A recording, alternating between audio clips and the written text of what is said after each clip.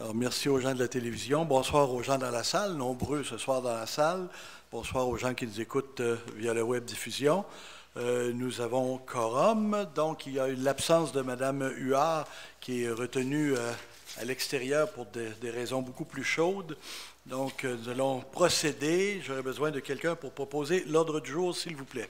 Oui, Emmanuel Roy, je propose d'adopter l'ordre du jour tel que déposé. Merci. Quelqu'un pour appuyer? J'appuie Mme Leroy, M. le maire. Merci. C'est adopté. 2.1, procès-verbaux. Adoption des procès-verbaux de la séance ordinaire du 12 novembre 2024 et de la séance extraordinaire du 26 novembre 2024. Besoin de proposeurs, s'il vous plaît. Oui, les membres du Conseil ont reçu dans les délais fixés par la loi les procès-verbaux des dites séances. Le greffier est dispensé d'en faire la lecture. Je propose donc d'approuver les procès-verbaux de la séance ordinaire du 12 novembre 2024 et de la séance extraordinaire du 26 novembre 2024 tels que déposés. Que le maire et le greffier soient autorisés à signer. Merci. Quelqu'un pour appuyer? Oui, j'appuie Mme Deroy. Merci. Donc, c'est adopté. 3.1, liste de la correspondance du mois de novembre 2024. Monsieur le directeur général. Alors, je vous dépose la liste de la correspondance du mois de novembre 2024 et j'invite les membres du Conseil à la consulter. Merci. Dépôt du rapport budgétaire au 30 novembre au point 4.1. Donc, Monsieur le directeur général. Alors, je dépose également à l'attention du Conseil le rapport budgétaire au 30 novembre et je vous invite aussi à le lire. Merci. Je peux vous dire qu'il y a déjà la conseillère responsable des finances a passé à travers, et le maire également, donc ça va. 4.1. 4.2, adoption des comptes à payer au 30 novembre 2024. Monsieur le directeur général. Alors, je vous dépose par approbation la liste des comptes à payer au 30 novembre 2024 qui totalise 1 024 622,85 sous. Merci. Besoin d'un proposeur, s'il vous plaît, pour les comptes. Oui, Emmanuel Roy, je propose donc d'adopter la liste des comptes à payer au 30 novembre 2024, totalisant une somme de 1 024 622,85 sous, laquelle est annexée à la présente résolution pour en faire partie intégrante et valoir comme si elle était ici tout au long reproduite. Merci. Quelqu'un pour appuyer? Oui, j'appuie cette proposition. Merci. Et là, on rentre dans la section où quelqu'un demande le vote. Personne ne demande le vote. C'est adopté à l'unanimité. 4.3, transfert de fonds provenant de la réserve financière de la Marina Tangon vers le budget de fonctionnement 2024. Besoin de proposeurs, s'il vous plaît. Oui, attendu que les 80 locataires de la Marina Tangon ont généré des revenus de 12 000 pour l'année 2024.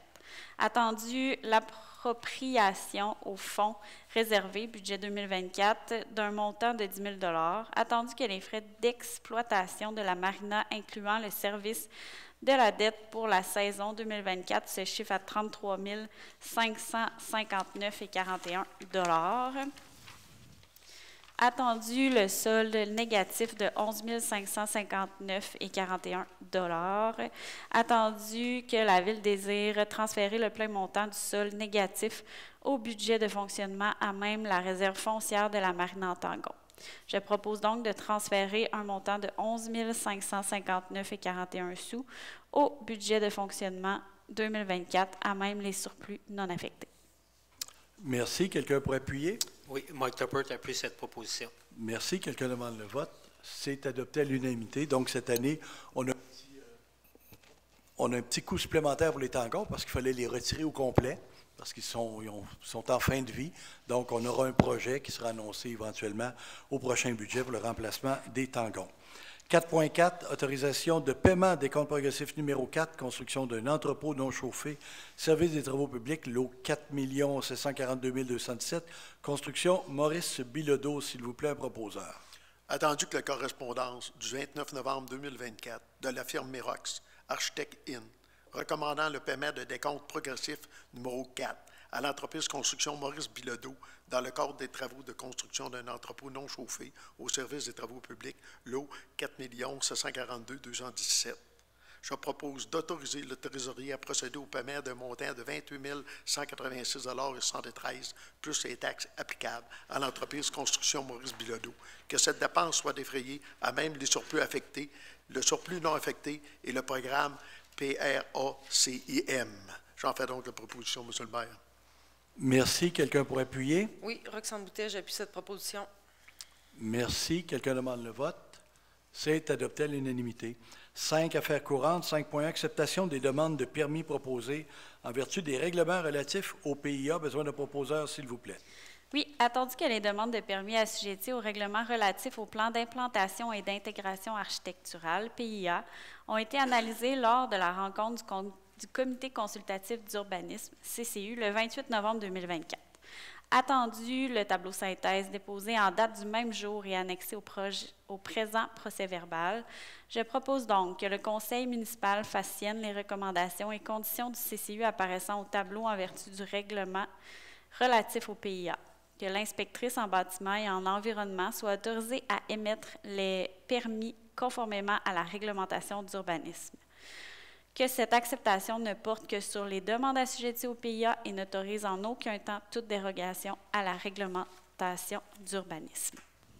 Merci. Quelqu'un pour appuyer? Oui, Mike Tuppert appuie cette proposition. Merci. Quelqu'un demande le vote. C'est adopté à l'unanimité. 5.2, adoption du règlement numéro 12630-2024, modifiant le règlement de lotissement numéro 12070-2021 dans le but de modifier les dispositions relatives à la cession aux fins de parcs et de terrains de jeu. Besoin de proposeurs, s'il vous plaît.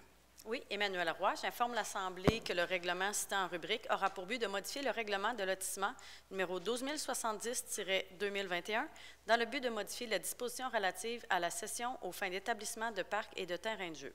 Attendu que la Ville de Fossambeau-sur-le-Lac a le pouvoir, en vertu de la Loi sur l'aménagement et l'urbanisme, l'article 113, de modifier son règlement de lotissement. Attendu que le Conseil municipal juge nécessaire de modifier le règlement de lotissement numéro 12070-2021 dans le but de modifier la disposition relative à la cession aux fins d'établissement de parcs et de terrains de jeu. Attendu qu'un avis de motion de l'adoption du présent règlement a été donné lors de la séance ordinaire du Conseil tenue le 12 novembre 2024, attendu qu'un projet de règlement a été adopté à la séance ordinaire du Conseil tenue le 12 novembre 2024, attendu qu'une consultation publique sur le projet de règlement a été tenue le 3 décembre 2024, attendu qu'une copie du règlement a été remise aux membres du Conseil au plus tard 72 heures avant la séance et que tous les membres du Conseil présents déclarent l'avoir lu et renoncent à sa lecture, je propose donc d'adopter le règlement numéro 12630-2024, modifiant le règlement de lotissement numéro 12070-2021, dans le but de modifier les dispositions relatives à la cession aux fins d'établissement de parcs et de terrains de jeu, laquelle est annexée au livre des procès-verbaux pour en faire partie intégrante et valoir comme si elle était ici tout au long reproduite. Merci. Quelqu'un pour appuyer? J'appuie la proposition, Monsieur le maire. Merci. Quelqu'un demande le vote? C'est adopté à l'unanimité. 5.3, alors le règlement précédent que je viens de lire, c'est le règlement sur ce qu'on appelait la taxe verte, donc sur les parcs et terrains de jeu, le 10 % qu'on prélève se fait maintenant dès qu'on subdivise 2 terrains. Donc, avant, c'était à partir du 3e seulement, ça faisait un trou. On était une des rares villes au Québec qui avait encore ce type de règlement-là. 5.3, avis de motion, règlement numéro 12650-2024, modifiant le règlement 12090-2021 relatif aux permis et certificats et à l'administration des règlements de zonage et de lotissement et de construction dans le but de préciser la documentation à remettre lorsqu'une demande de permis ou de certificat d'autorisation vise une copropriété, un domaine ou une compagnie et de modifier les tarifs des demandes de certificats d'autorisation pour les entrées charretières. Besoin de proposeurs, s'il vous plaît. Oui, Roxane Boutet donne avis de motion de l'adoption lors d'une séance ultérieure du règlement numéro 12650-2024, modifiant le règlement numéro 12090-2021 relatif aux permis et certificats et à l'administration des règlements de zonage, de lotissement et de construction, dans le but de préciser la documentation à remettre lorsqu'une demande de permis ou de certificat d'autorisation vise une copropriété, un domaine ou une compagnie et de modifier les tarifs des demandes de certificat d'autorisation pour les entrées charretières. Merci. Alors, voici pour l'adoption du projet de règlement 12650-2024, modifiant le même règlement 12090-21 relatif aux permis et certificats et à l'administration des règlements de zonage, de lotissement et de construction dans le but de préciser la documentation à remettre lorsqu'une demande de permis ou de certificat d'autorisation vise une copropriété, un domaine ou une compagnie et de modifier les tarifs des demandes de certificats d'autorisation pour les entrées charretières. On est encore dans le mode de simplification des processus que le gouvernement nous a autorisés. Donc, on donne un avis de motion et on adopte un premier projet de règlement. Et on va revenir tout ça la prochaine séance au mois de janvier. Merci, ça m'a fait du bien de le partager. Besoin d'un proposeur, s'il vous plaît. Attendu que la Ville de Fossambeau-sur-le-Lac a le pouvoir, en vertu de la loi sur l'aménagement et l'urbanisme, article 119, de modifier son règlement relatif aux permis et certificats et à l'administration des règlements de zonage, de lotissement et de construction.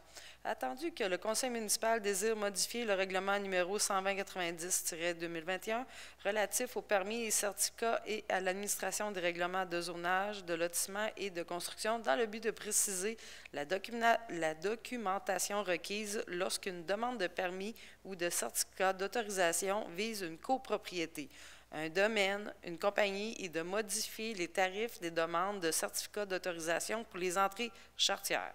Attendu qu'un avis de motion de l'adoption du présent règlement a été donné lors de la séance ordinaire du Conseil tenue le 10 décembre 2024, attendu qu'une copie du projet de règlement a été remise aux membres du Conseil au plus tard 72 heures avant la séance et que tous les membres du Conseil présents déclarent l'avoir lu et renoncent à sa lecture. Je propose donc d'adopter le projet de règlement numéro 12650-2024, modifiant le règlement numéro 12090-2021 relatif aux permis et certificats et à l'administration des règlements de zonage, de lotissement et de construction dans le but de préciser la documentation à remettre lorsqu'une demande de permis ou de certificat d'autorisation vise une copropriété, un domaine, une compagnie et de modifier les tarifs des demandes de certificat d'autorisation pour les entrées charretières, lesquelles est annexé au livre des procès-verbaux pour en faire partie intégrante et valoir comme s'il était ici tout au long reproduit. Merci. Quelqu'un pour appuyer? Oui, Mike Tuppert appuie la proposition. Merci. Quelqu'un demande le vote? C'est adopté à l'unanimité. Donc, le but du règlement, il y en a deux options. Lorsqu'on s'est aperçu qu'il y avait quelques problématiques, des fois, dans les organisations qui sont faites par condo, par copropriété, donc les gens venaient déposer comme propriétaires de leur bâtiment une demande de permis, mais n'avaient pas l'autorisation nécessairement de la corpo du condo. Donc, ça causait un petit problème, un déséquilibre. Les gens du condo, des fois, ne voulaient même pas qu'ils déposent cette demande-là. Donc, on vient clarifier la situation. C'est le propriétaire en fond qui doit faire la demande. Donc, le propriétaire, la compagnie, l'entreprise de gestion des condos, donc, qui doit faire cette opération-là maintenant. 5.5, avis de motion, règlement 12660-2024, abrogeant le règlement numéro 124-80 concernant la création d'une réserve financière pour la vidange des étangs aérés et la disposition des boues. Besoin d'un proposeur, s'il vous plaît. Moi, Marcel Gaumont, donne avis de motion de l'adoption lors d'une séance ultérieure du règlement numéro 12660-2024, abrogeant le règlement numéro 12480-2024 concernant la création d'une réserve financière pour le vidange des étangs aérés et la disposition des boues. Merci. Alors, donc, le but de la réserve, c'est au lieu d'être en face dans 10 ou 12 ans d'un montant important pour vider les boues des étangs, c'est d'accumuler à chaque année le montant pour faire face à cette obligation-là, parce que les boues qui vont être vidés sont des boues des gens d'aujourd'hui qui sont en train de les accumuler. Alors, je n'aurai pas à taxer ceux qui arrivent éventuellement dans 10 ans pour les vider. Eux vont devoir payer pour à partir du moment qu'ils vont les remplir. Dans le fond, c'est d'assumer et d'internaliser les coûts de ceux qui les utilisent. 5.6, dépôt du projet de règlement 12660-2024, abrogeant le règlement numéro 12480-2024, concernant la création d'une réserve financière pour la vidange des étangs aérés et la disposition des boues. Moi, Marcel Gaumont, dépose le projet de règlement numéro 12660-2024, abrogeant le règlement numéro 12480-2024, concernant la création d'une réserve financière pour le vidange des étangs aérés et la disposition des boues, lequel est annexé au livre des procès-verbaux pour en faire partie intégrante et valoir comme s'il était ici tout au long reproduit. Ce règlement n'aura pas but de créer une réserve financière pour défrayer des dépenses liées à des vidanges et des étangs aérés, à la disposition des boues et abroge le règlement numéro 12480-2024.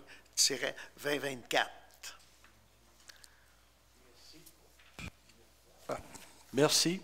Voilà. Donc, effectivement, c'est la réserve qu'on doit avoir est une réserve qui va être d'environ 350 000 $, donc 43 000 par année pendant 10 ans. Et ça devrait coûter 43 000 indexés, parce que ça devrait coûter 350 000 en dollars d'aujourd'hui pour les vider, sauf que ça va être dans 10 ans, donc on aura le 43 000 et les indexations pour faire face à cette obligation-là. Merci, mon bon DG. 5.7, avis de motion, règlement numéro 126-70-2024, concernant la création d'une réserve financière pour défrayer les dépenses liées aux avantages sociaux futurs. Besoin d'un proposeur, s'il vous plaît. Oui, Emmanuel Roy, je donne avis de motion de l'adoption lors d'une séance ultérieure du règlement numéro 12670-2024 concernant la création d'une réserve financière pour défrayer les dépenses liées aux avantages sociaux. Merci. Il faut juste ajouter le terme futur après, là, parce que c'est vraiment dans la loi comme ça que c'est écrit. Merci. Ça, vous acceptez, Mme Roy, de modifier? Merci. 5.8, dépôt du projet de règlement 126-70 sur le même sujet concernant la création d'une réserve financière pour défrayer les dépenses liées aux avantages sociaux futurs. Mme Roy. Oui, donc Emmanuel Roy, je dépose le projet de règlement numéro 12670-2024 concernant la création d'une réserve financière pour défrayer les dépenses liées aux avantages sociaux futurs, lequel est annexé au livre des pressants procès-verbaux pour en faire partie intégrante et valoir comme s'il était ici tout au long reproduit. Ce règlement aura pour but de créer une réserve financière pour défrayer les dépenses liées aux avantages sociaux futurs. Merci. Alors, effectivement, c'est une petite chose qui nous avait glissé il y a quelques années dans la modification de la comptabilité municipale. On avait l'obligation de créer une réserve financière lorsque, par exemple, je donne un exemple très simple, les journées de maladie, s'ils ne sont pas payés et sont accumulables, je dois absolument les taxer l'année qu'ils sont accumulés et les mettre de côté dans une réserve pour le jour où ils seront décaissés. Alors, comme ça n'avait pas été fait dans le cas de certaines dispositions, maintenant on se conforme simplement à la comptabilité et nos vérificateurs vont être très heureux de cette situation. 5.9, autorisation de signature acquisition du lot 4 743 572 du cadastre de Québec, circonscription foncière de Portneuf. Besoin d'un proposeur, s'il vous plaît. Oui. Attendu que la Ville désire acquérir le lot numéro 4 743 572 du cadastre du Québec, circonscription de Portneuf. Attendu la entente intervenue entre le propriétaire du lot 4 743 572 et la Ville. Attendu que, suite à cette entente, la Ville se portera acquéreur du lot 4 743 572. Je propose d'acquérir l'immeuble connu comme étant le 32 rue Martel, désigné sous le numéro de lot 4 743 572, et ce, au montant de 200 000 plus les taxes applicables, conditionnellement aux clauses incluses dans l'entente. Que les frais inhérents à cette transaction notaire soient à la charge de la Ville, que le maire et le directeur général soient autorisés à signer tout document à cet effet, que cette dépense soit défrayée à même le règlement d'emprunt à être autorisé par le ministère des Affaires municipales et de l'Habitation. Merci. Quelqu'un pour appuyer? Oui, Mike Tuppert appuie cette proposition. Merci. Quelqu'un demande le vote? C'est adopté à l'unanimité. Donc, il s'agit de la résidence qui, ceux qui ont fait le plan stratégique, la démarche, là, se souviennent qu'on avait fait identifier le pôle villageois ici autour de l'hôtel de ville, centre communautaire. Il restait, on est propriétaire du terrain, donc, qui est déjà à l'arrière, ici, à l'arrière de la patinoire. On était propriétaire du site ici, on est propriétaire du dépanneur et du restaurant, sauf que là, il y a un projet qui s'en vient là. Il nous restait la résidence ici en arrière et l'autre sur Martel pour concentrer l'ensemble institutionnel ici. Advenant le cas, c'est de la réserve, c'est de la banque, il n'y a pas de projet à court terme. Mais si un jour, on était obligé d'avoir une paternelle, une maternelle, un CPE ou autre, bien, ça pourrait nous permettre de l'établir à proximité et de ne pas dédoubler les infrastructures de stationnement et autres. Donc, c'est vraiment de la banque. On ne sait pas ce qui va se produire dans 10 ans, mais on aura un terrain en réserve et l'opportunité s'est présentée à ce moment-ci de l'acquérir. Voilà. 5.10, avis de motion, règlement 126-80-2024, décrétant un emprunt maximal de 209 975 pour l'acquisition du lot 4 753 572 du cadastre de Québec, circonscription foncière de Portneuf, ce qu'on mentionnait à l'instant. Besoin de proposeurs, s'il vous plaît. Oui, Roxane Boutet donne avis de motion de l'adoption lors d'une séance ultérieure du règlement numéro 126-80-2024, décrétant un emprunt maximal de 209 975 pour l'acquisition du lot 4 743 572 du cadastre du Québec, circonscription foncière de Portneuf. Merci. Donc, la suite, 5.11, là, on avait l'avis de motion. Là, on vous dépose le projet sur le même sujet. Donc, règlement 126-80-2024 décrétant un emprunt maximal de 209 175 pour l'acquisition du lot 4 153 572 du cadastre du Québec. Circonscription foncière de Portneuf. Besoin de proposeurs, s'il vous plaît. Oui, Roxane Boutet dépose le projet de règlement numéro 126-80-2024 décrétant un emprunt maximal de 209 975 pour l'acquisition du lot 4 743 562 du cadastre du Québec, circonscription foncière de Portneuf, lequel est annexé au livre des procès-verbaux pour en faire partie intégrante et valoir comme s'il était ici tout au long reproduit. Ce règlement, dont la durée des remboursements est de 20 ans, vise l'acquisition du lot 4 743 572 du cadastre du Québec, circonscription foncière de Portneuf. Il s'adresse à l'ensemble de la population. Merci. 5.12, avis de motion, règlement 126-90-2024, décrétant un emprunt pour la réfection des infrastructures de conduite d'égouts domestiques, d'aqueduc et de pluvial de la rue Boilard et l'affectation d'un montant de 291 863 des soldes disponibles des règlements d'emprunt 110-40-2015, 117-90-2019, 119-30-2019, 119-93-2019, 112-90-2017, 119-40-2019, 119-95-2020 et 121-70-2021 en vue de financer une dépense de 3 576 273. Besoin d'un proposeur, s'il vous plaît.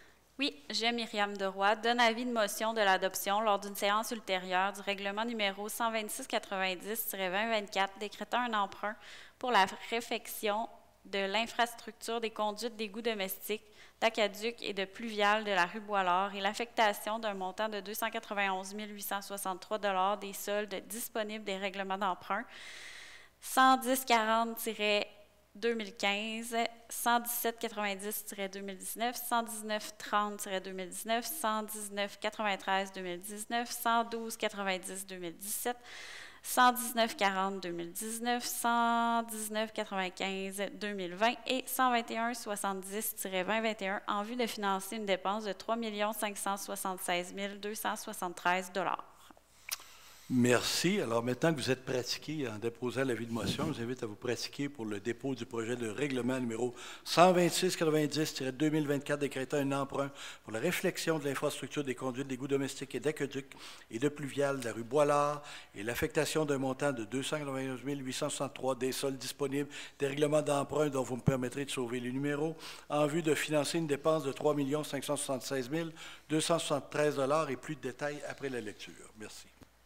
Oui, je, Myriam Deroy, dépose le projet de règlement numéro 126-90-2024 décrétant un emprunt pour la réfection de l'infrastructure des conduites d'égouts domestiques, d'aqueduc et de pluvial de la rue Boilard et l'affectation d'un montant de 291 863 des soldes disponibles des règlements d'emprunt 110-40-2015, 117-90-2019, 119-30-2019, 119-93-2019, 112-90-2017, 119-40-2019, 119-95-2020 et 121-70-2021 en vue de financer une dépense de 3 576 273 $, lequel est annexé au livre des procès-verbaux pour en faire partie intégrante et valoir comme s'il était ici tout au long reproduit.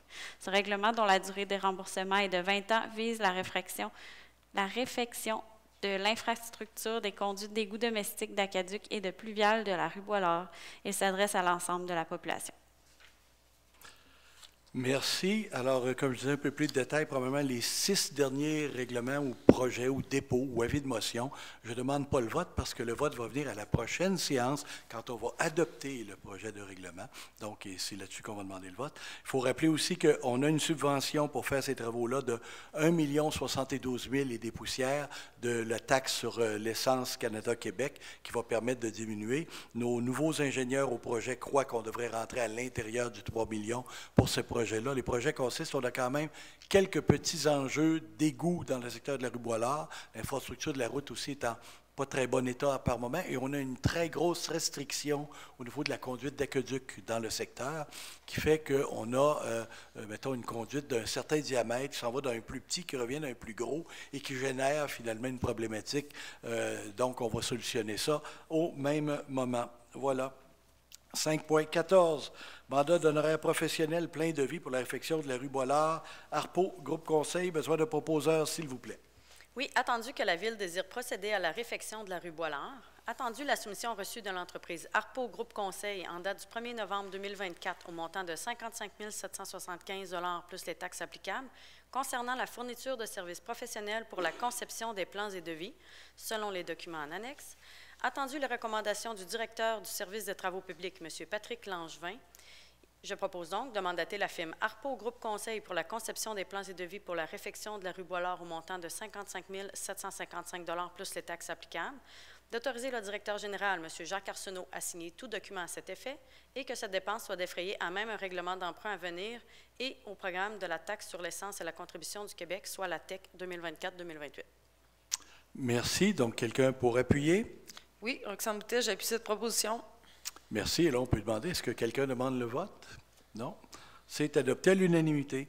5.15, octroi des contrats, études géotechniques et caractérisation environnementale des sols et des matières granulaires résiduelles, réfection de la rue Boilard par Englobe. Besoin de proposeurs, s'il vous plaît.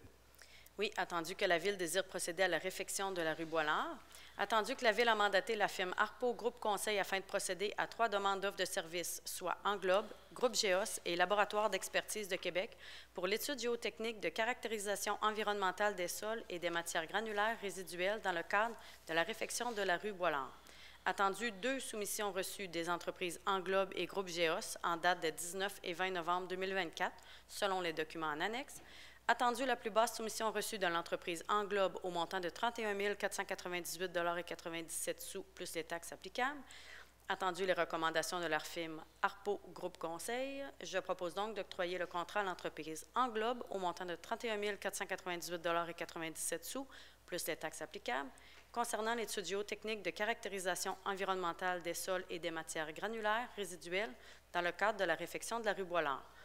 D'autoriser le directeur général, M. Jacques Arsenault, à signer tout document à cet effet et que cette dépense soit défrayée à même un règlement d'emprunt à venir et du programme de la TEC 2024-2028. Merci. Quelqu'un pour appuyer? J'appuie la proposition, M. le maire. Merci. Quelqu'un demande le vote? C'est adopté à l'unanimité.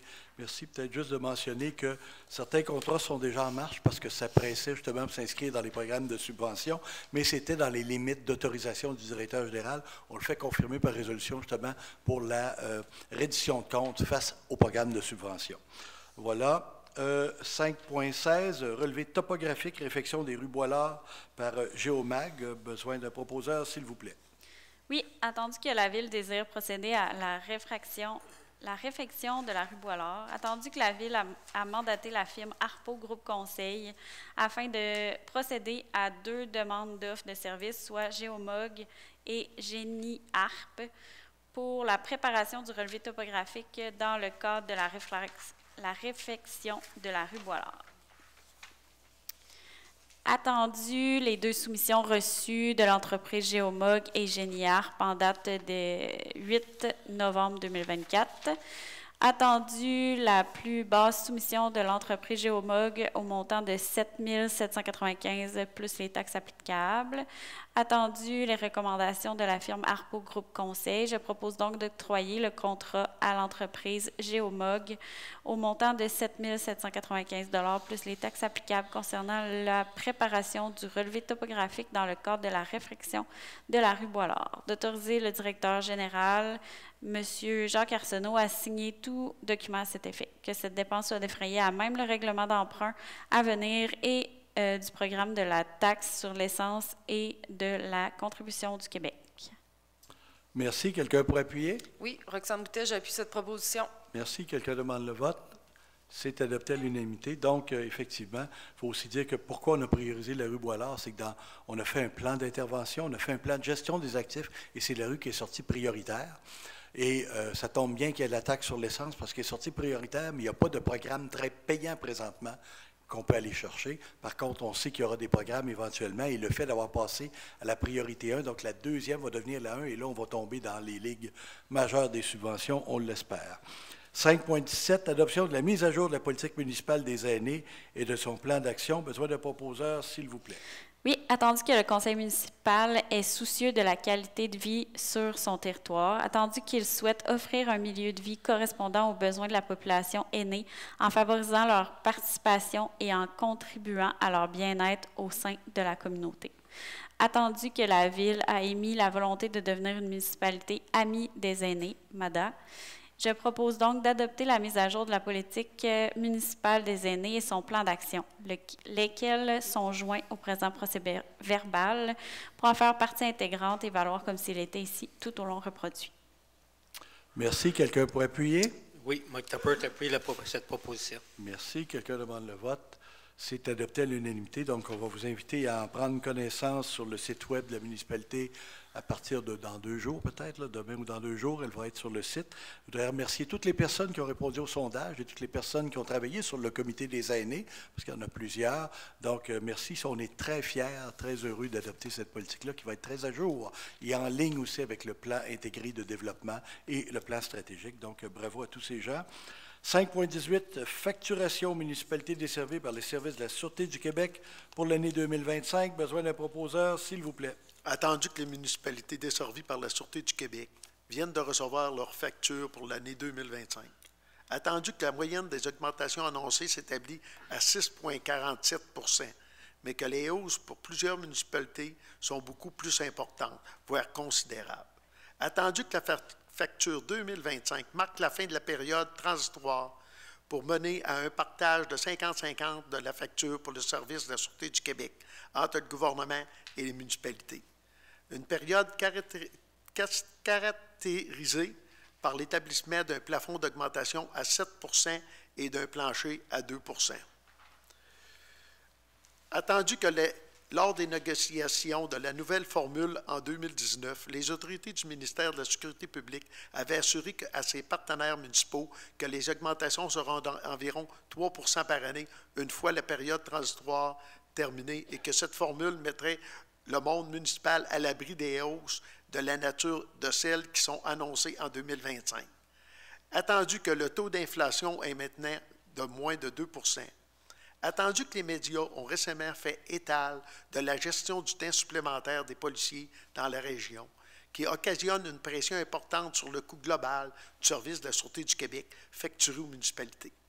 Attendu que les questions légitimes de plusieurs élus concernant l'impact réel du nombre de postes de policiers non comblés et du recours important au temps supplémentaire, alors qu'un service de police efficace demande de la stabilité et une présence communautaire développée de longue haleine. Attendu la hausse inconsidérée des coûts de la Sécurité du Québec et leurs impacts sur la facture imposée aux municipalités. Attendu que le monde municipal n'est pas impliqué dans la détermination des conditions de travail des policiers et la gestion de la Sûreté du Québec. Attendu que le montant total facturé aux municipalités pour 2025 s'élève à plus de 444,8 millions, un montant considérable qui devrait donner aux municipalités un droit de regard sur les gestions de ce service. Je propose donc que la municipalité de Fossambeau-sur-le-Lac demande au ministère de la Sécurité publique, M. François Bernardel, de mandater une firme externe pour analyser la gestion de la Sûreté du Québec à l'instar de la demande effectuée auprès de sociétés municipales de transport à qui a permis d'identifier des pistes de solutions pour économiser plusieurs centaines de millions de dollars, de conserver un plafond et un plancher pour l'augmentation des factures dans la formule permanente comme dans les formules transitoires, tant que l'analyse n'aura pas permis d'identifier les moyens pour contrôler la hausse inconsidérée des coûts de service de la Sûreté du Québec. Qu'une copie de cette résolution soit transmise au ministère de la Sécurité publique, M. François Bonnadel, au député de la circonscription de la Pelletrie, M. Éric Kerr, et à la directrice générale de la Sûreté du Québec, Mme Joanne Beausoleil, et au président de la Fédération québécoise des municipalités, M. Jacques Demers. J'en fais donc la proposition, M. le maire. Merci. Besoin d'un proposeur d'appuyeur, s'il vous plaît? Oui, Roxane Boutet, j'appuie cette proposition, M. le maire. Merci. Quelqu'un demande le vote? Sûrement pas. Hein? C'est adopté à l'unanimité. Il faut dire que aussi cette année, ce qui faisait encore plus mal, c'est que dans l'entente négociée, on ne payait pas encore 50 des coûts de la SQ.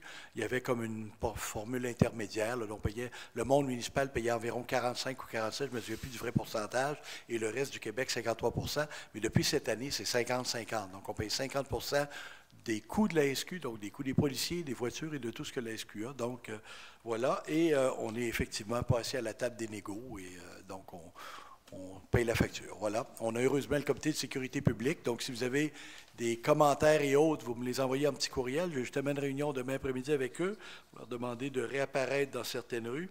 5.19, servitude de passage, lot 5 754 600, M. Emmanuel Forget et Mme Isabelle Filion, lot 4 745 011. Attendu que M. Emmanuel Forget et Mme Isabelle Filion sont propriétaires du lot 4 745 011. Attendu que la Ville de Fossambeau est propriétaire du lot 4 754 600. Attendu que la suite à une erreur sur l'acte notarié possédant le numéro d'inscription 25 94 70 71 du propriétaire du fonds Dominec croyant posséder une servitude de passage sur le lot 5 854 781 appartenant à la Ville. Attendu que la Ville a adopté une résolution d'extinction de cette servitude le 9 avril 2024. Attendu que la Ville accepte d'accorder une servitude de passage à pied sur le lot 5 754 600 au propriétaire du lot 4 744 011. Je propose donc d'accorder une servitude de passage à pied sur le lot 5 754 600 au propriétaire du lot 4 745 011, et que le maire et le directeur général soient autorisés de signer tout document à cet effet, qu'aucune dépense dans ce dossier ne soit à la charge de la Ville. Je fais donc la proposition, M. le maire. Merci. Quelqu'un pour appuyer? J'appuie la proposition, M. le maire. Merci. Quelqu'un demande le vote? C'est adopté à l'unanimité. Donc, c'est une servitude qui, malheureusement, est disparue dans l'acte notarié de l'acquéreur, mais qui était en fond. Comme c'était la dernière qui restait dans nos états, on l'a fait éteindre, mais malheureusement, le propriétaire antérieur avait effectivement une servitude d'un droit, donc on va lui recéder ce droit-là, tout simplement. 5.2, demande de modification de zonage, Club Plage Lac-Saint-Joseph. Alors, je vais y aller.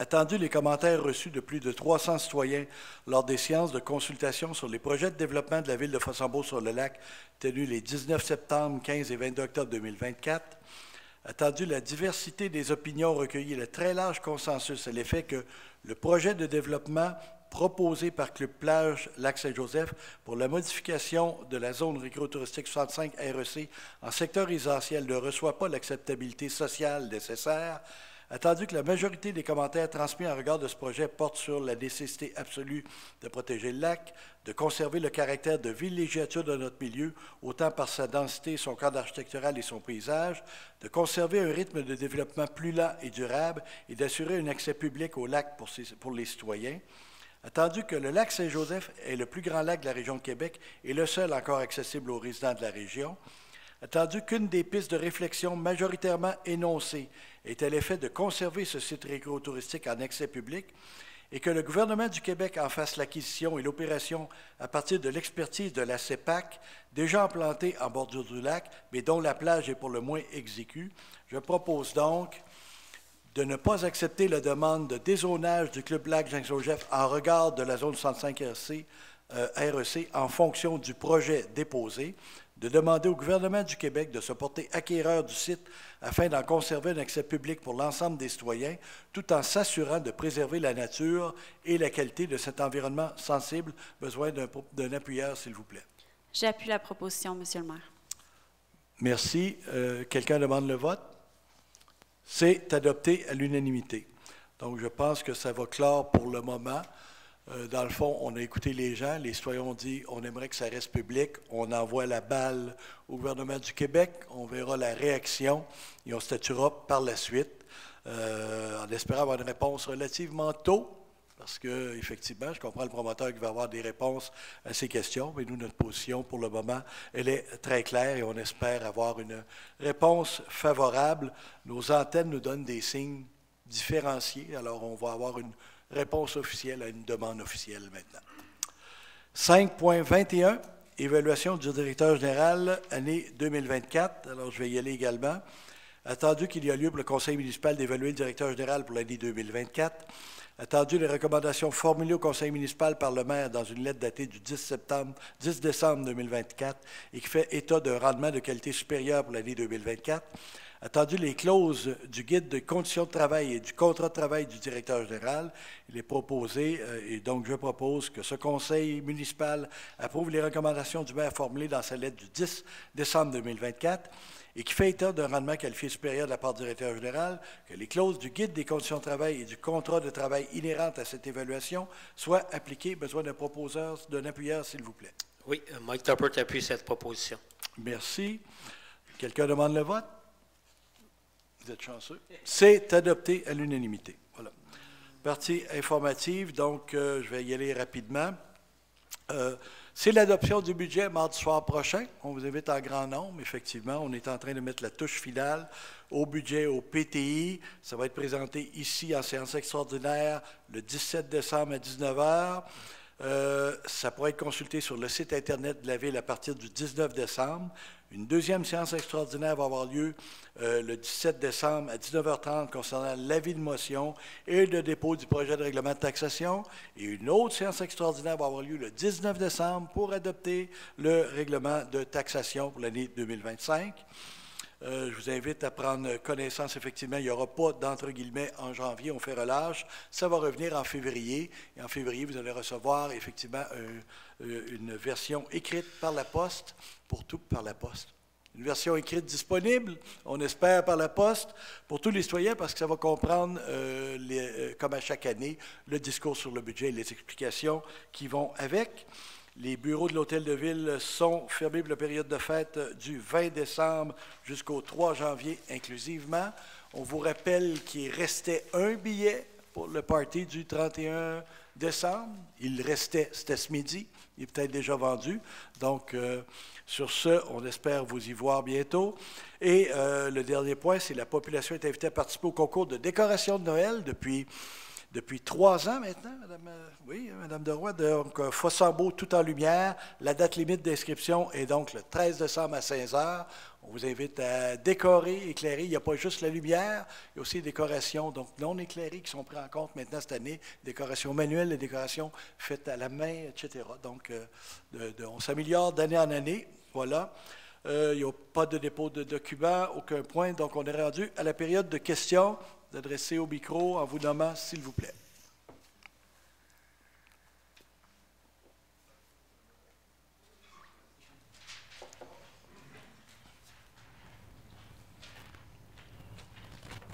Marc Côté, Lance Bellevue. J'ai une question par rapport au règlement là, pour les montants là, pour le vidange des étangs aérés et la disposition. Oui. Est-ce que ça va être facturé annuellement sur le poste budgétaire de Égout-Aqueduc? Oui, ça va être facturé. Ça va être sur le tarif d'égout. Donc, annuellement. Ça va être prélevé, là. Pardon? Ça va être prélevé annuellement, oui. Ce qui n'était pas fait dans le passé. Exact. OK.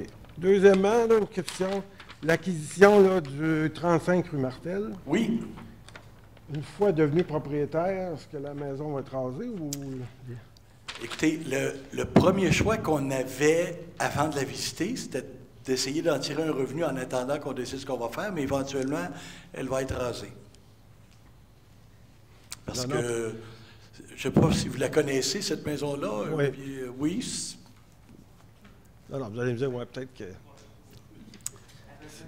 Ouais. Ah, c'est bon doux. L'amour, c'est minimum. C'est minimum. Je dirais qu'elle a besoin de plus que... Elle veut dire c'est un ancien chalet. Hein. C'est le chalet, tout le monde connaît un peu l'histoire du coin. De ce côté, je ne l'enseignerai pas l'histoire, là, mais c'est un chalet qui a été rabouté, agrandi et qu'on a essayé de le rendre hivernisé, qu'on a fait beaucoup de travaux dedans. Là. Disons que c'est un projet. Non, je pose la question parce que la maison de la Nouette, il l'avait occupée jusqu'au moment où cette bâtisse-là a été levée. Là. Oui. Alors, bien, ce monsieur-là, il va quitter probablement au moment où la transaction va se faire, où il reste encore un peu de négociation, là, mais nous, on pensait pouvoir la louer, mais il faudrait mettre beaucoup d'amour. Je ne suis pas sûr qu'on va mettre autant d'amour que ça. Bon, ben là, je voulais remercier tout le conseil là, pour la non-adoption du changement de zonage pour Plage du Lac-Saint-Joseph. Puis je pense que tous les citoyens vont être bien contents. Ou à peu près. Merci. Merci. Il n'y a pas d'autres questions? Donc, oui. Je Côte, on se lève moins vite dans notre âge. On respecte ce délai. René Côte de la rue Boilard. Tantôt, on lisait, vous avez parlé du système d'égout sanitaire qui va être remplacé, le conduite d'Acaduc. Est-ce qu'il y a un système d'égout pluvial ou c'est juste du pluvial fossé? À l'heure actuelle, ça va être du fossé. Tant qu'à moi, on va demeurer en fossé, sauf si on est obligé de mettre du pluvial à des endroits qu'on n'a pas les distances suffisantes ou que les pentes sont trop importantes. OK. Est-ce qu'il va y avoir un bassin de rétention de sédiments lors de la construction pour pas que tout le sable se ramasse dans le lac si on a des grosses pluies durant les travaux? Puis combien de temps vont durer les travaux, à peu près? Ça, on n'est pas rendu là. On va attendre les plans de vie définitifs des ingénieurs pour nous dire, là, c'est un chantier à l'œil 2 mois à 3 mois, hein, minimum, parce que c'est du rock, c'est pas le fun partout. Et pour votre réponse, oui, il y a des bassins de sédimentation. Comme on l'a déjà dit, on a eu déjà le rapport de la CBJC qui dit une des problématiques qu'on a dans le lac, c'est l'apport de sédiments. Au niveau de Fossambeau, on est très urbanisé. On a Est-ce que les villes se sont réunies pour être capables d'en discuter pour savoir qu'est-ce qui s'est passé exactement là-dessus? C'est-à-dire qu'on a demandé à la CBJC un rapport là-dessus. On a eu quand même quelques informations qui disaient que ce qu'on soupçonnait pour le moment était beaucoup plus, puis il n'y a pas eu d'étude exhaustive complète, mais c'est beaucoup plus compte tenu que la période je dirais, de grand froid ou de chaleur a étiré ou de grand froid est un peu retardé. Il y a eu la dégradation naturelle de l'herbier aquatique régulier et qui a probablement engendré ce surplus de phosphore-là. Parce que dans le secteur, c'est un enjeu à chaque année, là, qu'il y en a toujours un peu dans ce secteur-là, mais jamais de cette ampleur-là. Alors, effectivement, c'est ce qu'on soupçonne. On va investiguer un petit peu plus, mais effectivement, il y en a eu d'ailleurs, il n'y a pas eu juste là.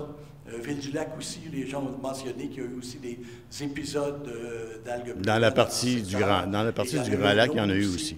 Un petit peu vers avant Blueberry, il y a un autre où on a dans l'Anse un peu, là, dans ce coin-là, il y en a un petit aussi.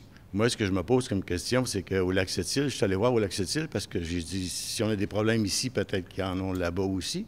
On vit à peu près le même système d'évolution, là. Si on veut, au point de vue les citoyens, qu'on agrandit tout le temps le territoire. Puis au Lac-Sept-Îles, il n'y en avait pas du tout.